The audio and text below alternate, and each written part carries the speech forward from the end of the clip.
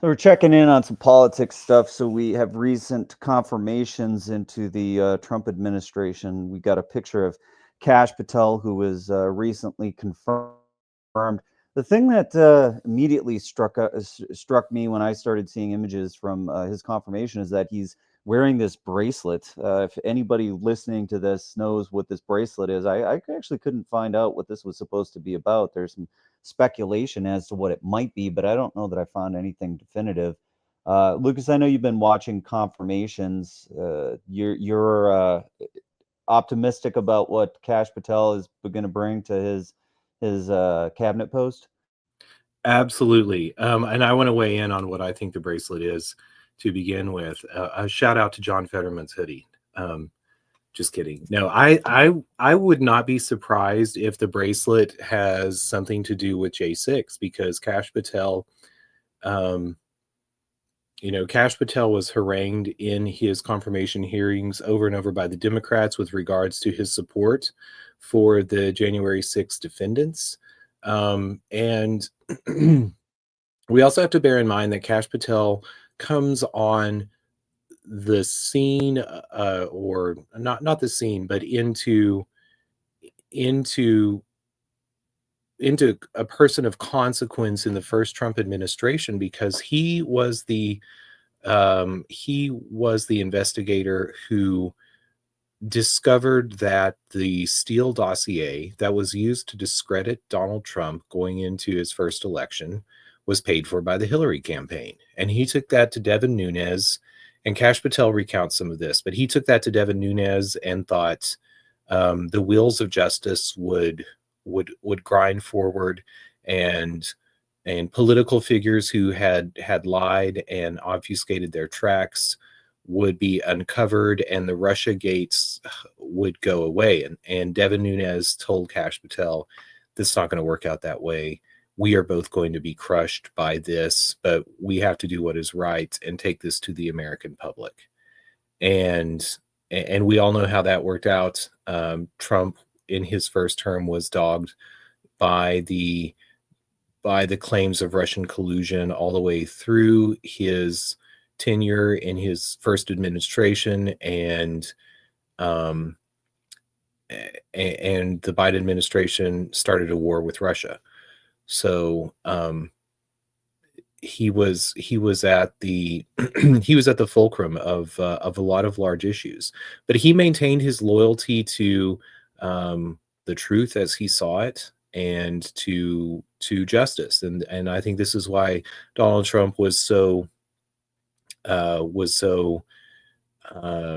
determined to have Kash Patel somewhere in his administration. And not only that, but when Trump was out of office and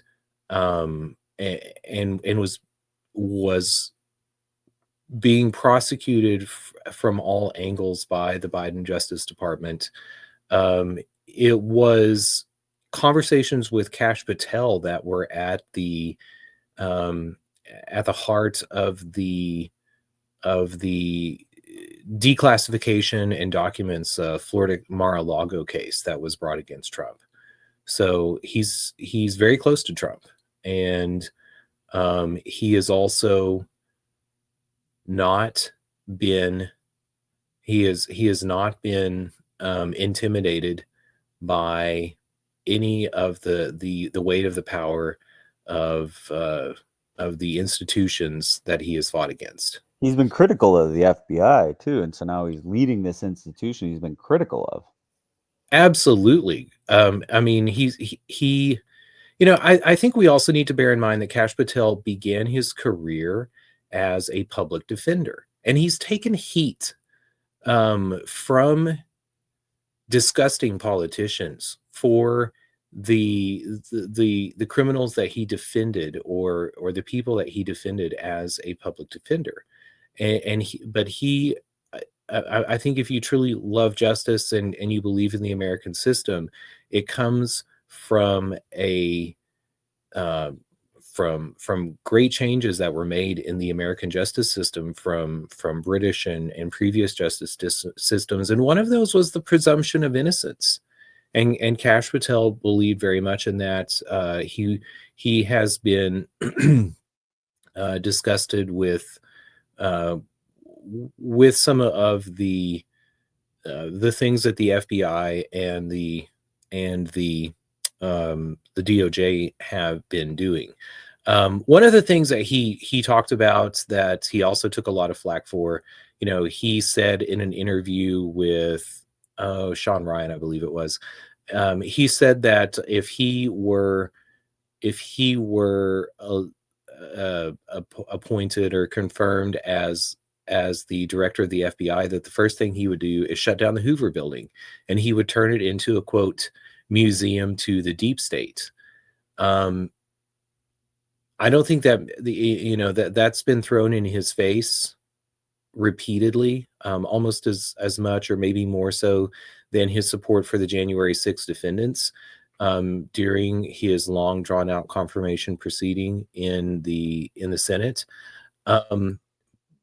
But he talks about the abuse of classification, and we know we know from what little information that we've had from the FBI that that the FBI has lied in its reports to the FISA court so that it could spy on Americans, and that it has done so repeatedly, and that it has used classification of documents to hide its tracks.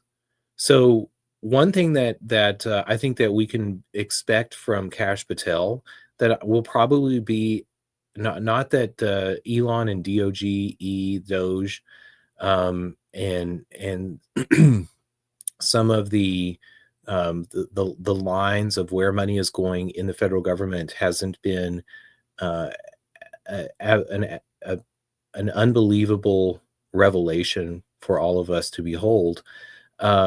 I think Kash Patel is also going to begin declassifying large troves of information, and also set up a system of review so that documents cannot just be classified out of hand. He's talked he's talked about how important that would be for making substantive change in the government going forward, and I think that's one thing that we will see him do. I guess I'm curious about the mechanics of this and if you know how this works. So can he just on his own recognizance declassify documents, or does that have to be something where he has a conversation with Donald Trump and they set the classification level? Is that kind of within his purview? Well, the FBI has broad powers in the United States. It's not allowed to spy on Americans, but it is the investigative arm of the Department of Justice and of the executive branch. So you would think that would also hold maybe more strongly so in the federal government than in the private sector or in state governments. Probably where it has the greatest amount of reach.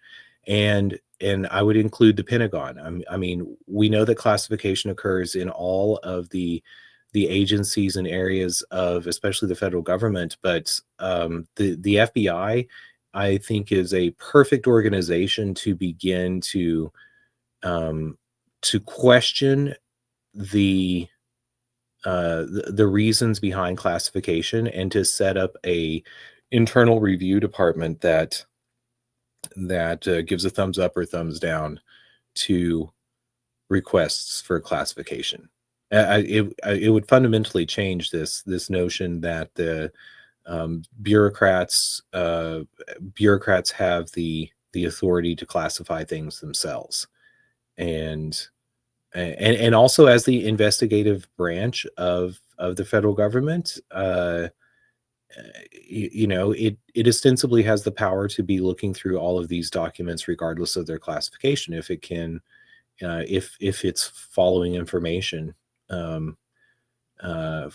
for possible crimes or security issues.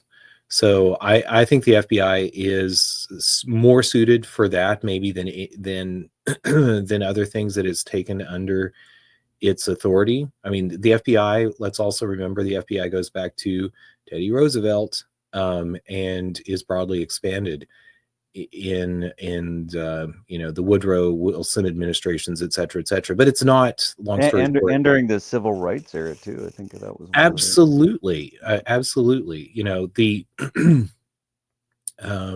the FBI is in part created to fight the Klan in North Carolina, and that's quite a history. Later bootleggers or Catholics and communists and homosexuals, et cetera, et cetera. So the FBI has a very interesting and checkered history, but it is, long story short, I think we need to understand that as the federal government has used the Commerce Clause and the Necessary and Proper Clause to expand its jurisdiction over the people and the property and the lands of the states, the Justice Department and the FBI have been the muscle behind that.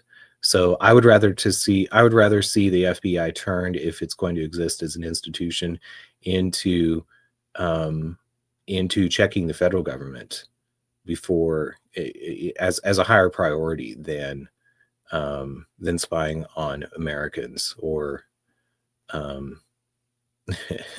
things that these other things that it's done in its history. So anyway, Kash Patel, I think maybe might be the most consequential nominee of the Trump administration. I've really liked Hegseth. Dan Bongino, I don't know if you saw, Dan Bongino was nominated as or appointed as a deputy to Kash Patel. Yeah, and this one's been very criticized, right? Because people are saying this guy's just a talk radio show host. What does he have to do with the FBI? Why would he have such a position? You didn't have a similar reaction? Absolutely not. That's I don't one, I was very impressed with the selection of Hegseth and those same aspersions were cast, CASSED, were cast upon Hegseth as the Secretary for Defense, and have been lobbed at Donald Trump ever since he started running for president. I think we should understand the nuance in government, and that more so than policymakers, our politicians and top level bureaucrats, we need communicators. And I am glad to see Donald Trump picking personalities who have experience in the field. Hegseth had served in the military. Dan Bongino served in the Secret Service, and have gone beyond that and communicate, views as to nuance and what the dealings are, what's going on in government, and to find people with strong voices that are not going to be manipulated is going to be fundamental in, if Donald Trump is going to make lasting change in the way the government operates. He's going to have to find strong voices and people with experience, and Dan Bongino fits that to a T. Yeah, I'm not sure why being a media personality is somehow something that disqualifies you from being in public office. Everybody has a varied career, and certainly, getting up and talking to people on a consistent basis, I don't think it disqualifies you from office. It seems like a reasonable criticism. Well, there has been generations, not just a generation, but generations of media personalities who read from scripts and who participated in media because they were paid to do so. And as we understand more in the USAID, the deep state funding that's been channeled towards media, and were targets of the CIA to, before USAID was created, we can also understand that we have had a litany of uh, of problematic media sources, but neither Dan Bongino nor Hegseth are came into the media credibility through that route, and it's like they have used the decentralized non-corporate media to gain and reach their audiences. I think that's very different, and Donald Trump in his own way also didn't take any traditional path through developing an audience and a rhetoric with large numbers of people, their audience. Going on this topic for a second, I've actually seen quite a bit of reaction from the Democrats and from the left saying that they feel like they've failed in this area, particularly because, as the traditional media outlets, which was television, cable news, has started to evaporate in the younger generations. I mean, most people don't have cable, don't have cable news. And so things like CNN and Fox News aren't necessarily the primary way that people are connecting with ideas and thoughts. This whole notion of podcasts and fractionalized and micromedia is the kind of big trend. And as the Democrats have started to introspect on how have they, maybe been failing to connect with the audience and with the voters, is that it's in this area. So it's largely viewed as something that the right wing and that the political right, the Republicans have gotten correct and have been able to connect with a much younger audience than what the left has. And I wouldn't be surprised at all to start to see this rise up as a major new initiative from the political left. The Democrats need to bear in mind that the populism that they claim comes from the right is equally from the left. Maha and MAGA republicanism is not neocon republicanism. So there has been a massive shift in the Republican Party, and they they don't make a distinction between that shift in the Republican Party.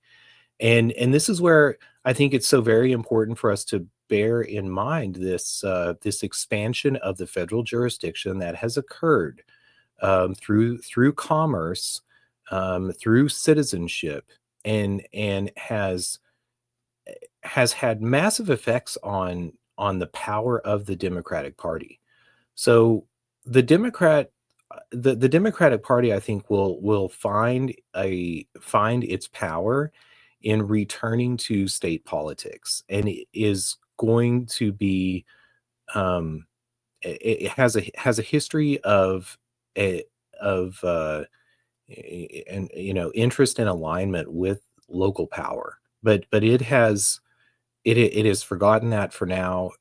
It's in turmoil, and it's directing a lot of attacks on this new media of the right. That's not going to get anywhere because um, people find non-corporate media compelling, and I am disgusted anytime I hear anyone say that voters don't vote in their own interest, or people don't understand complex topics. No, people do understand them, and they want to know more about them. And American participation, if reduced to just checking a box in a voting booth once every couple of years, you know that's not American democracy. American democracy is in discourse and in engaging with the topics at hand. And the Democrats they forgot that for quite some time.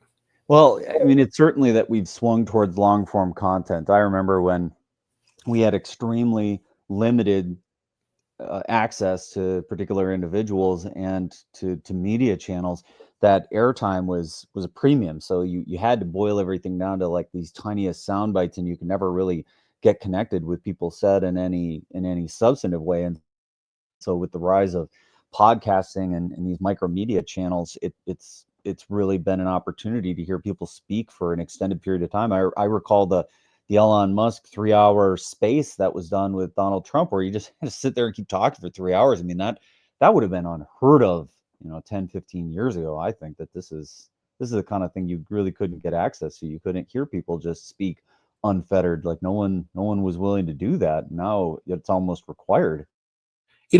Like if we rewind back before Breitbart and Steve Bannon in the Republican Party, and maybe even to the Tea Party movement, which Dustin was here to dig into some of this nuance. But there used to be a complaint from the Democrats about the Republican talking points. Um, and and then there were there from Republicans and Democrats both. There was this line about the alt right, the takeover of republicanism by the alt right, and that was decried by the power the powerful in both parties. Um, in the wake again of our broadening understanding, or what we see in the breadth of the money that was being paid into corporate media by the United States government through especially the U.S. Agency for International Democracy, USAID. Um, the viewpoints of traditional media are incredibly problematic, and as that money gets cut off, I think that we are going to see. Um, I think we're going to both see, like a fractionalizing of where we get our information from, but also a break away from that from that staccato, talking point sort of or reduction of arguments that we've had ever since the end of the cold of not the Cold War, of World War II. And uh, this again is a good thing. We need to have a lot of discourse. Anyway, um, I'm running in rabbit holes. You mentioned Elon Musk, and alongside, and maybe even contra contra to the appointment of Kash Patel, did you happen to catch Elon Musk's email that he sent out to all of the federal employees? Yes, justify your job in 5 bullet points, or I will consider your non-submission of your justification of your job as your resignation. And I believe Kash Patel actually fired back at that and like, we have our own review procedures. We don't need your help. Thanks, Elon. That he did, and one, I was very glad to see again pushback from Kash Patel. Like, from some narratives, you would think like, oh, there's this cabal of moneyed businessmen taking over Washington. I think anything but is true. Um, I like that Elon Musk is forcing openness in where money flows and what's going on in the federal government, but I'm also kind of dubious as to the extent of one, the amount of money that he could recoup. And I'm like gobsmacked that politicians are talking about mailing that money that the DOGE is saving the federal government to taxpayers whenever we have such an outsized debt. I was glad Mike Johnson stood up to that and said, no, we need to pay off our debt first. But the other thing is, when I saw that Elon had sent out this email, what was Elon going to do with all of those emails? Thousands of Well, emails. that's a really good question. I mean, he's certainly not going to read them, and with their expressed intent of what they're planning on doing with various computer systems, I imagine they're going to feed it into the AI, right? Is that just the food for the wood chipper of that is the data hungry monster that is the AI? That's exactly what they were going to do. And it's one thing to feed in to um an LLM data, like where money is going.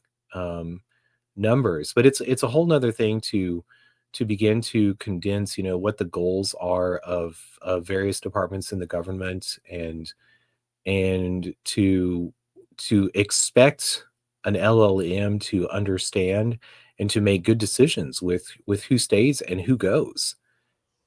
I certainly hope that that's not what's going on here, is that we're somehow, delegating responsibility for who's going to get cut and who's not going to get cut to the AI. That this seems like a terrible plan if this is what they're doing. I cannot imagine how you could process that information and make sense of it in any reasonable amount of time.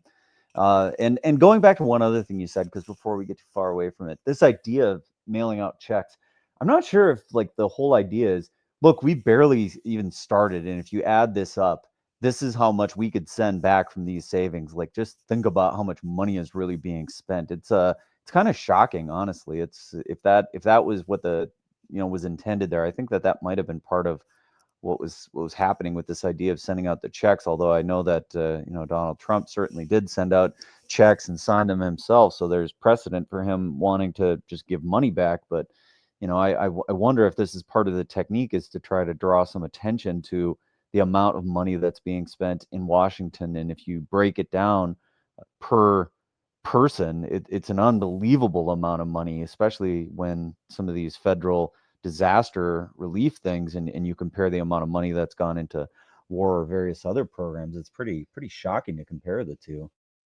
Well, absolutely, Donald Trump in COVID mailed money to American taxpayers directly. I worry about the effects on price inflation, because if regardless of how much money is created in the money supply, if you then put it into directly into the hands of consumers, that's whenever we see price inflation. Yeah, because So, they're gonna start chasing stuff. They're gonna start buying things and paying for things. I mean, I think that there was a famous headline that came out where the Trump rebate checks, the $1,900 or whatever that people got, that they said, yeah, all the degens just dumped it into GameStop. We're gonna see that same thing if they get another 5 grand. well, GameStop and Amazon, and uh, I think a lot more people put money directly into Amazon, and Yeah, I I mean, don't. certainly if you give people money, they're going to start chasing things. I mean, maybe they'll do something responsible, pay off some debt, but probably it'll just go into discretionary spending. So, and we're also seeing, economists on the left and the right, wringing their hands and shrieking with, they're against tariffs if they're on the left, and they are against mailing out money if they're on the right. And we're not hearing any discussion about how we begin to see any price deflation. Now, we've heard from the likes of Janet Yellen and uh, Jerome Powell, that and not only that, but maybe Besant. I can't remember who in the Trump administration, but people sort of tacitly say, "Oh, we don't think prices are going to go back down." But one, if we're seeing jobs, no, people not being hired, and we're going to see a rise in prices, I begin to wonder, like, is anyone in the government thinking about how the government could be setting up a narrative for price deflation? And that doesn't look like some massive real estate or stock market bubble bursting, and a lot of austerity coming in the wake of that. So we're not seeing that anywhere yet. I hope that we do, but um, the oh, there was going back to the AI side of the AI side of this equation, because we're also seeing in broader job market fears about people being replaced by AI, whether that to be web developers, or people who are in um, uh, you know phone banks, or whatever it may be, that may ostensibly be replaced by where AI is at now. I also look at Peter Thiel and Palantir. You know, Peter Thiel was the money behind JD Vance, and very like was a strong proponent for pushing JD Vance as Trump's vice president. And when I look at the products that Palantir has, and not only that, but the relationship between Peter Thiel, Elon Musk, David Sachs, and what a lot of people call the PayPal mafia, but is a more broad sort of technological solutions minds from the Bay Area in San Francisco. Um, I have to wonder, what are the broader plans that we're going to see coming from the Trump administration? And when I also see that it's become like that Elon Musk thinks it's acceptable to ask for 5 bullet points from all the employees of the government, turn around and run that through an AI model, I worry about what's being what's being put in place um, for our bureaucracies, and especially the Pentagon, because I look at some of the the Palantir products with regards to looking through data and identifying terrorism and identifying terrorists.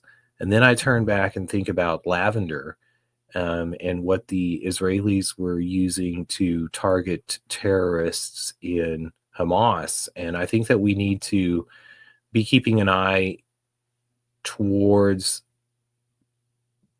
those possibilities and being very careful about Yeah, about what data as input to weapon systems, whether this is the weaponization of cutting, like what they're going to target, how we're going to do this. I mean, there's supposed to be review procedures at each of these departments, and I think that this is part of the criticism that DOGE has been going through, is that saying, you're actually not doing this correctly, and that there's rules set up that are supposed to be followed. And so this idea that we're feeding what is probably should be public data into a private model, and who knows if everybody else will have access to that same thing. And then if we have any kind of rules around how they're actually arriving at this, I mean, 100%, like these LLMs and their reasoning, is largely governed by whatever they were trained on. So that there have been criticisms that certain LLMs have been trained and have been steered in a direction to be more, I don't know, woke, or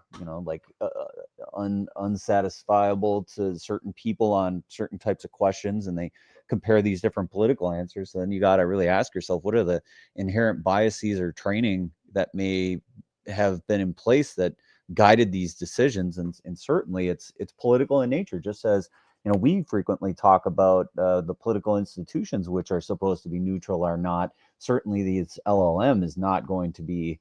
There cannot be a neutral LLM.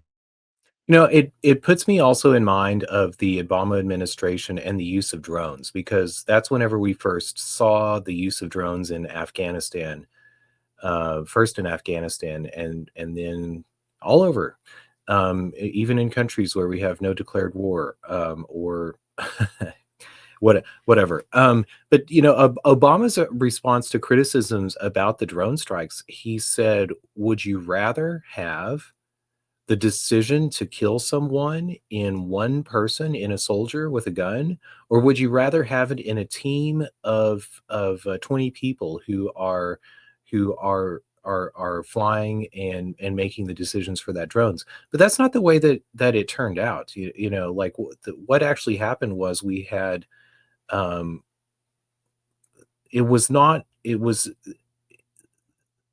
the number of people and the technology that was inserted between in that decision, um, led to more indiscriminate killings. And I think also of quote from Joseph Stalin, a couple of deaths is a tragedy, millions of deaths is a statistic. And I worry that that we separate ourselves from those dirty decisions, and what that could mean with the use of AI for decisions in war is disturbing. As we come to the end of the episode, just one more thing that's been on my radar that I wonder if you've seen. Did you see the the ultimatum that Trump and JD Vance sent to the European nations with regards with the NATO nations with regards to Russia? Well, I mean, yes, I did see it, and I think it's been coming. Definitely this was signaled during the campaign that Trump was criticizing NATO for not taking a more active role in what is essentially their backyard. It's like, okay, the U.S. is part of NATO, but like this should be largely Europe's responsibility, and why aren't you contributing more? And I've seen that, they're all of the major European Union nations are now scrambling to try to figure out how they might actually have to start paying for their common defense, because it really was kind of farmed out to the U.S. in some ways. The I also saw a wonderful speech or address that Jeffrey Sachs gave the European Parliament, and he made some obvious points that needed to be made. Like, NATO is not Europe. NATO is not the European Union. And I don't know what sense it makes for Europe to be funding a a defensive organization whenever it makes the most sense for them to have commercial relationships with Russia for especially their energy production. But not even their not just their energy production. You also look at the population of Russia, the resources of Russia, and you have to wonder, how much sense does it make for Europe to turn to the United States for liquefied natural uh, liquefied natural gas, or Coca-Cola, or dollars, or anything else, and how much sense has that made for them in the wake of World War II? So I think we're having a great shift in the understanding of the alignments in World War II, and what those fights were about. So we'll see what happens there. But Trump said 3 weeks. We'll see what happens in 3 weeks. Yeah, and I know that Emmanuel Macron is at the White House today. I imagine that the primary topic of discussion is NATO and what is happening with Ukraine, for sure. Yeah, I did not know that Emmanuel Macron had come to the White House. So I'll be very interesting to see what we can learn of that conversation. So yeah, we'll keep an eye on it. Maybe it'd be nice to have Alex back to have the view from France as to what's going on right now. Yeah, maybe later this week, after some of this starts to shape up, and then we get the reactions from within the country itself. We get to hear how France is reacting to what's happening here, and certainly I expect that there is going to be money flowing the other direction. I can't imagine that it's going to be easy for Europe to muster forces with any short notice. So I imagine what's going to go on here is there's going to be a realignment of who's funding NATO and how are things getting paid for. Yeah, well, hopefully they take that money and they put it towards the European Union, and to improving commerce. I don't understand. I don't understand the mindset that created the likes of NATO. There's this the Mercator map of the world, and I look at it, and the actual size of the United States and Russia, as opposed to what they really are, and I say, was it the map? Was it the map that confused us for all of these hundreds of years, and led to the creation of I don't know, these dual states that were fighting themselves in a projection on each other. So Well, certainly it was, the the idea that our Buckminster Fuller had, that this sort of distortion would actually yield to the distortion of thinking. And so, that's why he created a better way to project the globe onto something flat. It was absolutely brilliant when I first came upon that. It's like projecting it onto an icosahedron or whatever the platonic solid is. You have some sort of triangular shape that encompasses the globe, and then you can unfold the triangles and you get less distortion. It's a fascinating idea that our perceptions have actually been shaped by the way that we have laid out maps. It certainly has turned out to prove out in the science. So yeah, it's a good point to bring up. I knew a woman once who had grown up in in Albania behind the Iron Curtain, and I asked her because she I believe was maybe like 13 years old whenever her family fled by way of Beirut to the United States, and I said, what was it like growing up in, or what struck you the most whenever you left Albania? And she said, maps. I said, "What do you mean?" And she said, "Well, in one of the tactics of the Soviet Union was to you didn't know what countries were outside the Soviet Union. There was no maps of them." And she said, whenever she came to Boston in the United States, she said, I go to the library and I just look at maps all the time. I couldn't believe everything that was out there. So it is very powerful for us.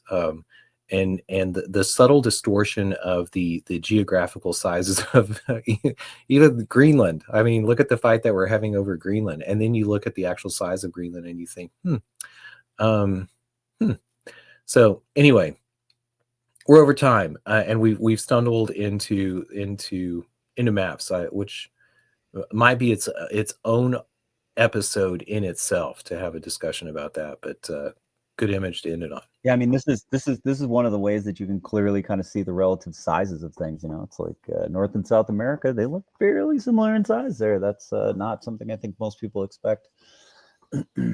And look at the size of Africa. I mean, that we can fit the United States and China and Australia all into Africa. And there's a lot going on in Africa too, going back to France and the Sahel states. So there's a lot going on in the world. We should be excited about it. That's maybe a good place to end. All right. We'll talk to you next time. All right. See you.